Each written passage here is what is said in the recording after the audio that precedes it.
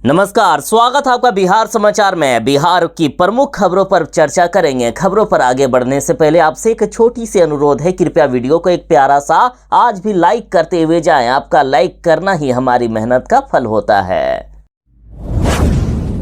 आंधी बारिश के कारण यदि किसानों की फसल का नुकसान हुआ है तो किसानों को मुआवजा दिया जाएगा। आपके नुकसान की भरपाई सरकार करेगी। देखिए, बिहार के किसान केंद्र सरकार की योजना का भी लाभ उठा सकते हैं। साथ ही बिहार सरकार तो योजना चला ही रही है। देखिए, किसानों के नुकसान की भरपाई के लिए सरकार की ओर से प्रधानमंत्री फसल बीमा योजना की शुरुआत की गई है। इसके तहत किसानों की फसलों का बीमा भी कराया गया है। खेत में लगे फसलों के कटने के साथ खेत में रखी फसल को तूफान व बारिश से नुकसान पर भी मुआवजा दिया जाएगा। इसके लिए सरकार द्वारा एक टोल फ्री नंबर जारी किया गया है, जो कि नंबर है 14447। आपको इस नंबर पर कॉल करना होगा और अपनी शिकायत दर्ज करानी होगी। इसके लिए किसानों के पास आधार कार्ड के साथ किसान पंजीकरण नंबर होना अनिवार्य है। शिकायत दर्ज करने वाले किसानों का विभागीय जांच के बाद उनके नुकसान की भरपाई कर दी जाएगी। एक बात ध्यान देने वाली है कि फसल कटने के 14 दिनों के अंदर किसानों को अपनी शिकायत दर्ज करानी है।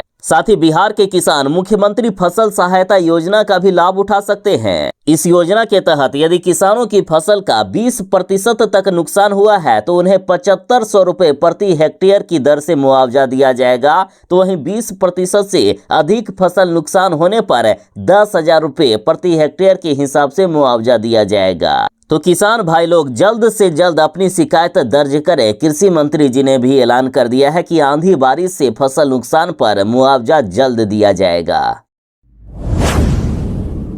यदि आप भी चाहते हो कि बिहार में शराबबंदी कानून खत्म हो, गरीबों पर अत्याचार करने वाला ये कानून हमेशा के लिए खत्म हो जाए, तो महागठबंधन की सरकार बनाइए। तेजस्वी यादव ने ऐलान कर दिया है कि यदि बिहार में महागठबंधन की सरकार बनेगी तो शराबबंदी कानून को खत्म कर दिया जाएगा और 2016 के पहले वाला नियम बिहार में लागू किया जाएगा।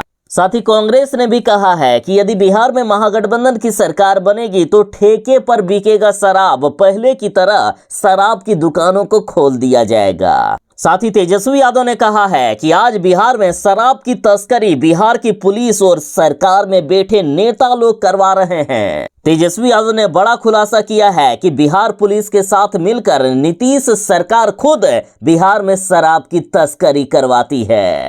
आखिर ऐसी शराबबंदी का क्या मतलब? बिहार में शराबबंदी कानून होने के बावजूद ना तो शराब की तस्करी रुक रही है और ना ही जहरीली शराब से मौत का सिलसिला थम रहा है। तेजस्वी यादव ने सीधा सीधी कहा है कि शराबबंदी कानून के तहत सिर्फ गरीबों और दलितों को जेल भेजा जाता है। बिहार में शराब की तस्करी करने वाला कोई और नहीं बल्कि सरकार में बैठे लोग हैं। इसलिए इस झूठी शराबबंदी को खत्म करने का हम फैसला लेते हैं। यदि बिहार में महागठबंधन की सरकार बनेगी तो शराबबंदी कानून को खत्म किया जाएगा। बिहार में यदि जमीन की खरीद बिक्री करना चाहते हो तो जल्द से जल्द कर लें, क्योंकि अब एमबीआर रेट में लगभग 5 से 10 गुना की बढ़ोतरी होने वाली है। देखिए, सरकार कहती है कि शहरी इलाकों में जमीन की कीमत 40 से 50 लाख रुपए प्रति कट्ठा हो गई है, जबकि एमबीआर अभी भी 5 से 10 लाख रुपए के बीच में ही लगता है। बाजार दर के अनुपात एमबीआर में बढ़ोतरी अभी नहीं हुई है, इसलिए सरकार अब एमबीआर में बढ़ोतरी करने वाली है। 5 से 10 गुना तक एमबीआर में बढ़ोतरी हो सकती है। एमबीआर में बढ़ोतरी नहीं करने से सरकार को राजस्व का भारी नुकसान हो रहा है। इसलिए सरकार सबसे पहले जमीन की कीमत का सर्वे करेगी। बता दें कि एमबीआर के रूप में सरकार जमीन की खरीद बिक्री पर टैक्स लेती है। जमीन की खरीद बिक्री के समय सरकार एमबीआर का 8% पैसा लेती है। यानी सरकारी दर के अनुसार कोई 10 लाख का जमीन बेचता है तो सरकार को आपको 80,000 रुपए तक देने पड़ते हैं। लेकिन अभी बाजार में वो 10 लाख कीमत वाली जमीन लगभग 50 लाख कीमत पर बिक रही है। अब सरकार नई दर के अनुसार 50 लाख पर एमबीआर लगाएगी। यानी यदि एमबीआर 3 गुना ही लें तो 2,40,000 रुपये हो जाएंगे। 5 गुना लेने पर 4 लाख रुपये आपको टैक्स के रूप में देने पड़ सकते हैं।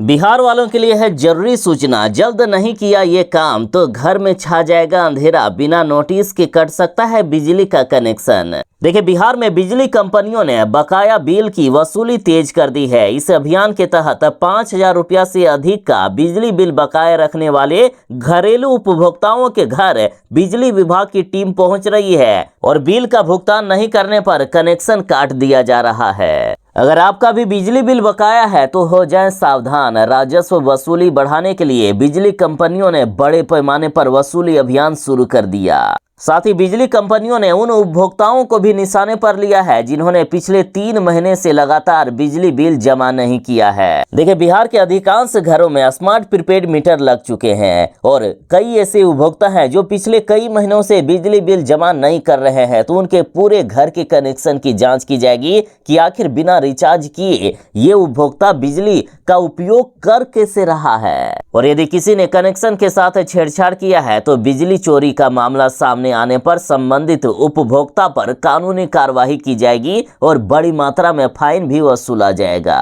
राजस्व वसूली बढ़ाने के लिए दक्षिण बिहार और उत्तर बिहार की बिजली कंपनियों ने गांवों में कैंप लगाना भी शुरू कर दिया है। इन शिविरों में बकायेदारों से तत्काल भुगतान करवाने और उनकी समस्याओं के समाधान की सुविधा दी जा रही है।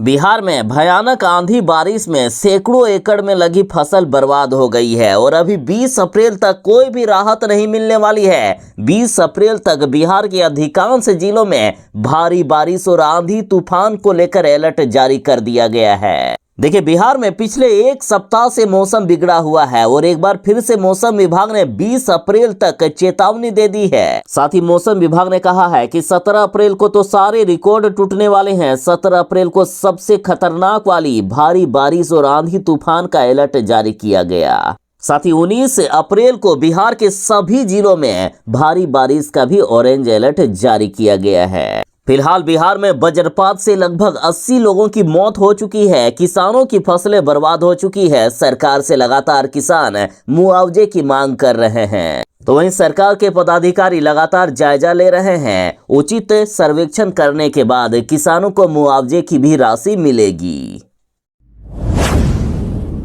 बिहार के युवा युवतियों के लिए है बड़ी खुशखबरी। शिक्षक बहाली का चौथा चरण शुरू होने वाला है। शिक्षक नियुक्ति को लेकर सरकार ने कर दी है बड़ी घोषणा। देखिए, नीतीश सरकार ने बड़ी घोषणा करते हुए कहा है कि मई महीने में शिक्षक बहाली का चौथा चरण शुरू होने वाला है। मई महीने में शिक्षक बहाली के चौथे चरण की प्रक्रिया शुरू कर दी जाएगी, यानी अगले ही महीने से शिक्षक बहाली का चौथा चरण शुरू होने वाला है। इस महीने के अंतिम तक या अगले महीने के प्रथम सप्ताह में नोटिफिकेशन भी जारी होने वाला है। साथ ही बिहार के शिक्षा मंत्री जी ने भी बड़ी घोषणा कर दी है कि मई महीने में शुरू होने वाला है चौथे चरण की शिक्षक बहाली प्रक्रिया। शिक्षक बहाली के चौथे चरण में तीसरे चरण में जितने भी पद खाली रह गए थे उनको भी शामिल किया जाएगा। तो जो भी बिहार में शिक्षक बनना चाहते हैं जल्द से जल्द अपनी तैयारी शुरू कर दें, अपनी तैयारी पूरी रखें। सरकार नोटिफिकेशन निकालने वाली है।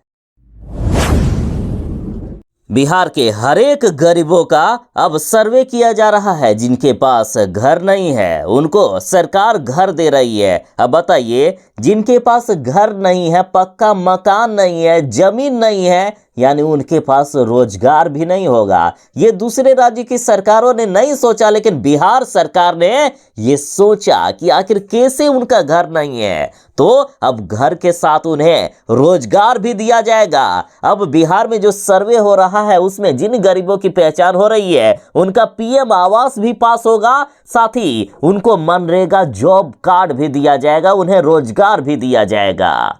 बिहार सरकार ने यह वादा किया है कि हम 12 लाख सरकारी नौकरी देंगे, 12 लाख रोजगार भी देंगे और सभी गरीबों का आवास भी बनवा कर देंगे। अधिकारियों ने बताया है कि मनरेगा के तहत 90 से 95 दिनों का जॉब कार्ड देना अनिवार्य है। सरकार ने कहा कि आवास विहीन परिवार जिनके पास पहले से जॉब कार्ड नहीं है, वैसे परिवार को ग्रामीण आवास सहायक, पंचायत रोजगार सेवक की उपस्थिति में प्रखंड स्तर पर कैंप लगाकर जॉब कार्ड निर्गत करना सुनिश्चित किया जाए।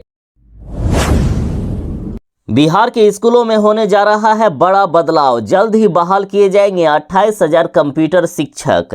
देखिए, राज्य भर के बच्चों का अब प्राथमिक स्तर से ही कंप्यूटर की शिक्षा दी जा रही है और इसके लिए बड़ी संख्या में शिक्षकों की जरूरत है। इसलिए शिक्षा विभाग के द्वारा पहले फेज में 28,000 मध्य विद्यालयों में कंप्यूटर शिक्षक की बहाली करने का फैसला लिया गया। विभागीय सूत्रों से मिली जानकारी के अनुसार 28,000 कंप्यूटर शिक्षकों की बहाली कॉन्ट्रैक्ट बेसिस पर किया जा सकता है। विभागीय सूत्रों से मिली जानकारी के मुताबिक ये 28,000 कंप्यूटर शिक्षक कॉन्ट्रैक्ट बेसिस पर बहाल होंगे या बिहार लोक सेवा शिक्षक भर्ती के चौथे चरण से। इस पर अभी शिक्षा विभाग मंथन कर रहा है। जल्द ही इसको लेकर अपडेट जारी कर दिया जाएगा।